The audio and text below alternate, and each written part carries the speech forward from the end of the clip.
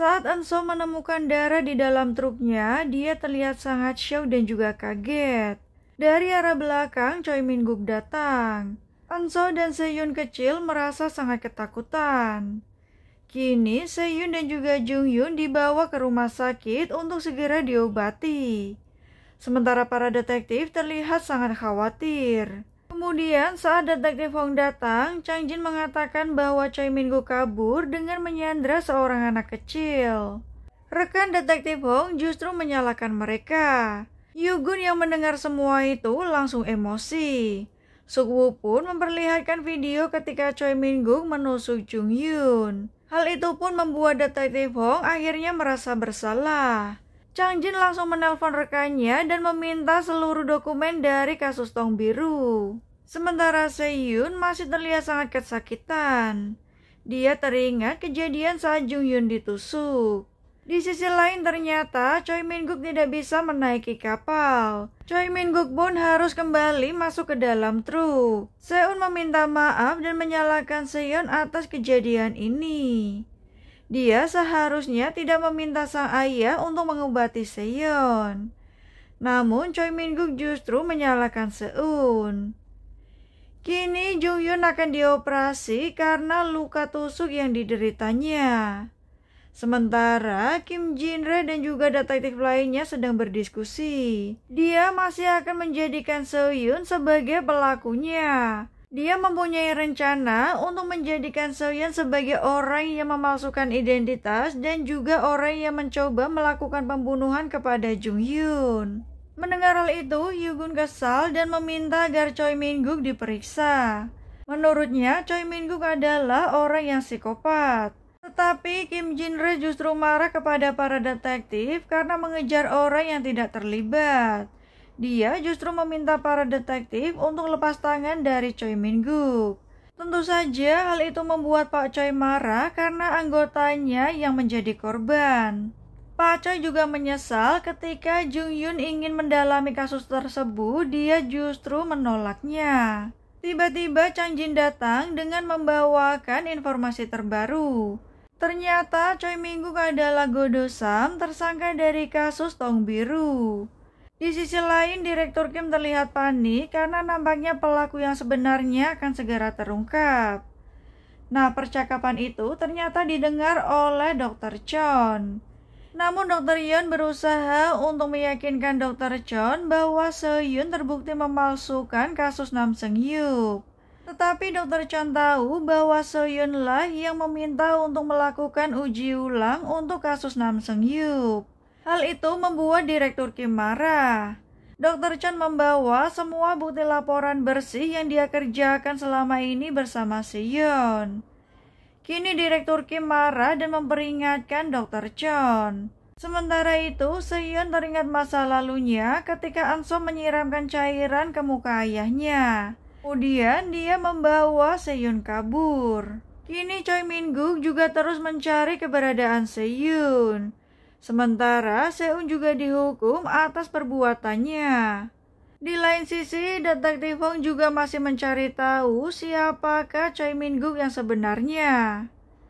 Nah, ternyata tiba-tiba dia mendapat informasi bahwa rekaman CCTV Seo-yun terlihat menyembunyikan sesuatu di sebuah minimarket.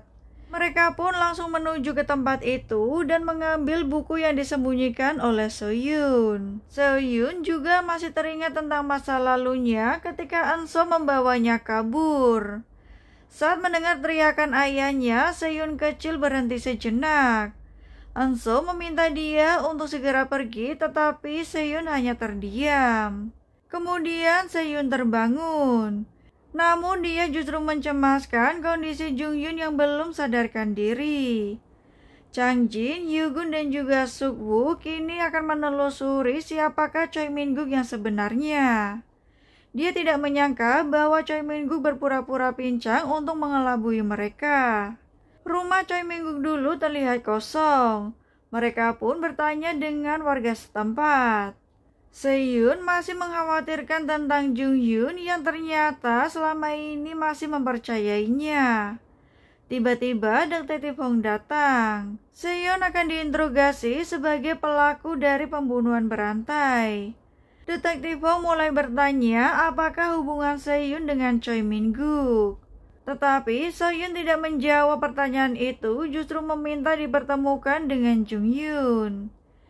Kemudian detektif Hong menunjukkan buku yang disembunyikan oleh Seyun. Chang Jin dan yang lainnya berhasil menemukan seseorang yang mengenal Go Do Sam dan juga Jung Mi. Saat Suk-woo menunjukkan foto Choi Min-guk, wanita itu mengatakan bahwa dia bukanlah Go Do Sam. Dia mengatakan bahwa pria itu bernama Jo Kyun. Wanita itu juga memberitahu bahwa Jung Mi dan juga Jo Kyun menikah siri dan juga hidup bersama dengan anak mereka masing-masing. Namun Jung Mi sangat menderita saat hidup bersama Jo Kyun. Oleh sebab itu, Jung Mi mendaftarkan pernikahannya dengan Go Do Sam yang merupakan pria yang membantunya di kedai. Jung Mi juga terdengar membuang putrinya sendiri dan kabur dengan lelaki tersebut. Dan kejadian itu terjadi pada tahun 98. Namun hal itu juga masih menjadi misteri karena Jung Mi bukanlah orang yang tega membuang anaknya sendiri. Dan identitas dari Choi Min-guk pun akhirnya terkonfirmasi bahwa dia adalah Yoon Jo Kyun. Detektif Hong pun bertanya tentang isi buku itu dan menunjukkan foto Eun-soo. Seyun juga terlihat masih bungkam. Hal itu membuat detektif Hong semakin frustasi. Dia kembali bertanya tentang kasus tong biru yang mungkin diketahui oleh Sion. Selain itu, detektif Hong juga bertanya apa hubungannya dengan Choi Min-guk dan kenapa dia bisa diculik. Sion kemudian meminta detektif Hong untuk menggelar konferensi pers. Di sana, dia akan mengatakan semuanya. Sementara itu, Jung Yun masih teringat kejadian ketika dia ditusuk oleh Choi Min-guk. Tiba-tiba Jung Yun pun tersadar dan mendengar berita bahwa Seon akan mengadakan konferensi pers sebagai pelaku pembunuhan berantai. Detektif Hong teringat dengan pesan Seon bahwa dia akan menjadi umpan. Ketika Seon muncul di publik, maka Jo Kyun akan bergerak dan juga mencarinya. Kini Seon akan bersiap untuk melakukan konferensi pers. Seon sudah mempersiapkan diri dengan apa yang akan dia katakan. Dengan dikawal beberapa polisi, Seon akhirnya menuju ke ruangan konferensi pers.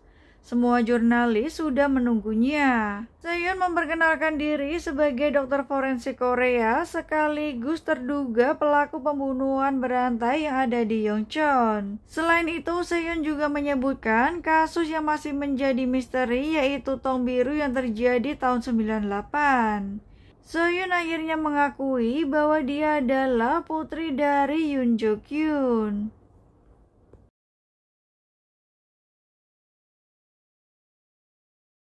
Akhirnya, Seon mengungkapkan identitas aslinya. Dia mengaku bahwa nama aslinya adalah Seun. Dan ayahnya adalah seorang pembunuh berantai sejak tahun 98. Serta mempunyai nama asli yaitu Yoon Jo Kyun. Dia juga ingin segera menangkap Yoon Jo Kyun dan juga meminta maaf kepada para korban dan juga tragedi penyerangan yang terjadi. Nah, selain itu, Seyun juga meminta agar polisi menyelamatkan seorang anak perempuan yang ditangkap oleh Yoon Jo Kyun. Seyun merasa bahwa anak itu seperti dirinya ketika kecil. Seyun tidak pernah bersekolah dan juga tidak mempunyai teman. Yang dia tahu ayahnya adalah seorang pembunuh dan itu segalanya bagi hidup Seyun. Seyun juga mengungkapkan ciri-ciri Seun yang mempunyai rambut pendek kusut serta selalu berada di dalam mobil truk warna putih. Kini Jo Kyun terlihat sangat kesal ketika melihat Seun.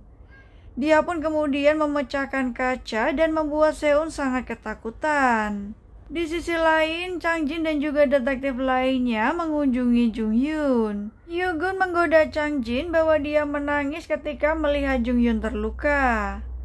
Chang Jin mengatakan bahwa Jo Kyun belum ditemukan. Hal itu bisa membuat Seyun dituduh sebagai orang yang bersekongkol dengan Jo Kyun sejak awal. Terdapat banyak sekali komentar jahat yang menuduh Seyun hanya memanfaatkan simpati dari publik. Namun Jung Hyun justru mengungkapkan bahwa Seyun serius menangani anak tersebut. Di lain sisi, kini Jo Kyun terlihat menyewa sebuah mobil dan berencana untuk pergi ke suatu tempat. Sementara pemilik kedai merasa sangat kehilangan Choi Min-guk karena sejak insiden tersebut Choi Min-guk menghilang. Nah, tiba-tiba terdapat berita saat Seo-yoon melakukan konferensi pers. Mereka berdua terlihat sangat kaget karena ternyata pembunuh berantai tersebut adalah Choi Min-guk, orang yang sangat dia kenal. Di lain sisi, jurnalis Kim berusaha untuk mencari informasi tentang pembunuhan berantai tersebut. Dia juga membawa foto selebaran kertas yang menunjukkan foto Jo Kyun. Tiba-tiba ada seorang laki-laki yang terlihat mencurigakan memakai. Sementara itu, Seo-yoon memberikan petunjuk untuk mencari mobil truk putih yang biasa digunakan oleh Jo Kyun. Namun hingga saat ini keberadaan Yoon Jo Kyun belum diketahui. Di sisi lain, Seon memperbaiki jendela yang sudah dipecahkan oleh ayahnya. Dia juga mencoba menyalakan jam tangan yang dia ambil dari Seo-yoon. Sementara itu, Jung Yoon terlihat sangat senang ketika melihat beberapa gambar yang ada di buku milik Seo-yoon. Tak lama detektif Hong datang karena dia juga mengantar Seo-yoon untuk menemuinya. Akhirnya Seo-yoon bisa melihat kondisi Jung Yoon setelah dia mengalami kritis. Nah, detektif Hong melihat ada seseorang yang mencurigakan yang ternyata memasuki lift bersama dia. Nah, pria itu adalah Jo Kyun yang menyamar. Jo Kyun terus mengawasi detektif Hong karena dia ingin mencari tahu di manakah keberadaan Seo-yoon. Saat Jung Yoon melihat kondisi Seo-yoon, dia pun merasa bahwa seharusnya Seo-yoon memakai jam tangan yang dia berikan.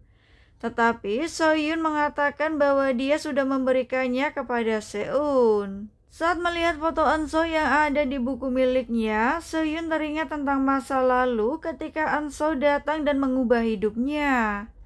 Dia mengajari Seo-yoon banyak hal, mulai dari membaca dan juga menulis. Di hari ulang tahun Seo-yoon yang ke-10, Eun-so menemukan arti dinas luar yang biasa dia kerjakan bersama ayahnya.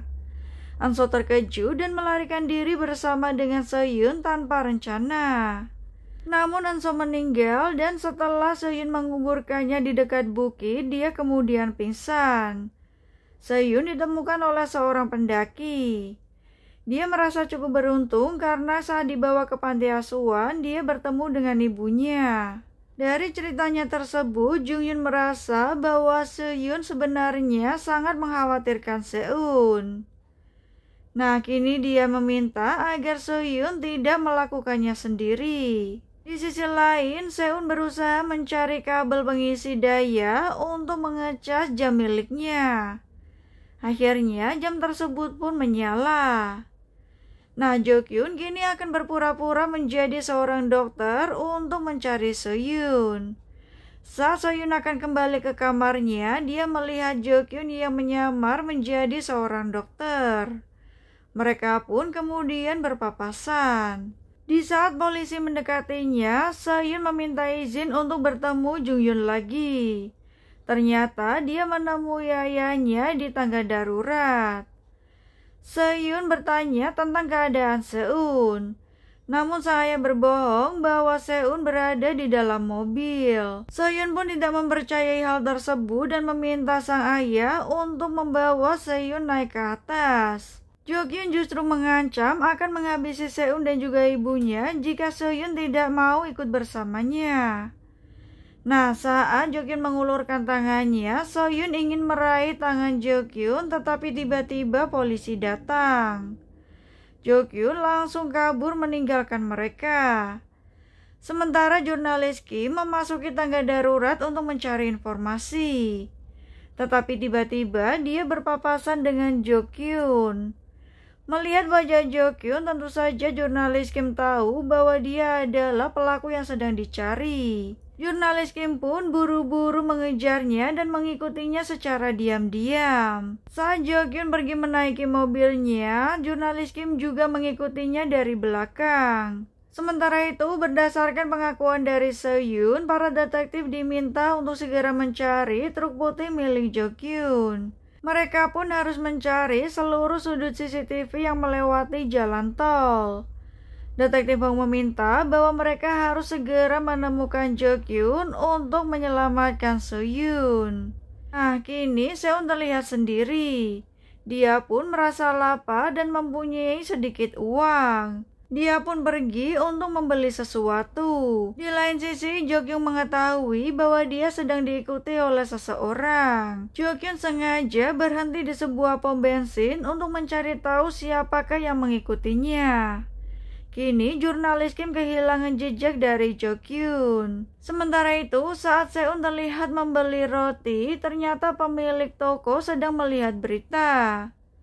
Nah, ketika Seun akan membayar, pemilik toko mengenali wajah Seun. Seun yang melihat hal tersebut pun akhirnya buru-buru kabur. Di saat bersamaan, jurnalis Kim melihat seorang anak yang memiliki ciri-ciri yang sama dengan Seun. Sementara itu, Soyun terlihat sangat cemas dengan Seun dan juga ibunya. Dia teringat tentang masa lalunya ketika Anso membawanya kabur. Namun Soyun berhenti saat mendengar teriakan sang ayah. Jo Kyun pun akhirnya menemukan mereka berdua. Nah, di saat Jo Kyun akan membawa Seun kembali, Anso berusaha menghalanginya. Jo Kyun kemudian mendorong Anso hingga terbentur dan membuatnya meninggal. Saat ini, Soyun sangat mencemaskan Seun dan juga ibunya. Di lain sisi, jurnalis Kim diam-diam mengikuti Seun yang kembali ke rumah. Seun pun merasa curiga karena nampaknya ada seseorang yang mengikuti dia. Saat Seun membuka pintu, dia melihat ada sesuatu yang aneh. Dari arah belakang, jurnalis Kim muncul, tetapi Jo Kyun langsung mengejarnya. Hal itu pun membuat Seun berlari sangat ketakutan. Jo Kyun menghabisi jurnalis Kim menggunakan sebuah alat. Beberapa saat kemudian, Seun pun menengok ke arah sang ayah. Tetapi Jo Kyun justru meminta Seun untuk tetap diam dan juga tersenyum.